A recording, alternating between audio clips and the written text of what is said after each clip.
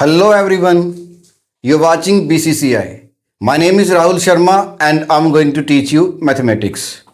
Fundamental Theorem of Arithmetic. बहुत बड़ा नाम है इसका. Is it going to be very difficult for you? No, not at all.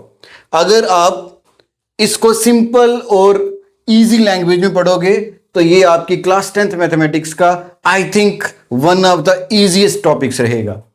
It says every composite number can be expressed as the product of primes. This is the first part of this theorem कि अगर हम कोई भी composite number लेंगे तो उसको हम prime factors के प्रोडक्ट की फॉर्म में लिख सकते हैं. Let us take any number. Let us say it is 26. It is a composite number as it has more than two factors. 2 13s are 26. Then 13 is a prime number. You can write 13 into 1 equal to 26. So 26 can be written as the product of 2 and 13. This is the first part. Then he says, and this factorization is unique apart from the order in which the prime factors occur. Uniqueness का क्या मतलब है यहां पे कि अगर 26 की prime factorisation में हमारे पास ये दो प्राइम नंबर्स हैं तो इसके अलावा कोई भी प्राइम फैक्टर कभी भी इसकी फैक्टराइजेशन में नहीं आएगा. Let us take another number. Let it be 15.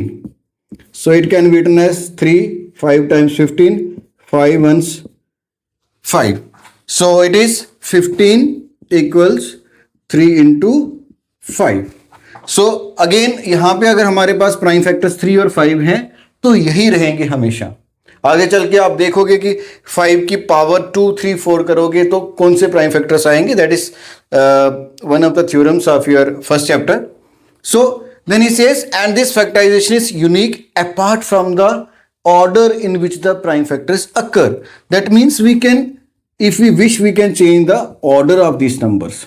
The result will remain the same. Here also we can write it 5 into 3. अगर हम एक और नंबर लेते हैं, let us say 36.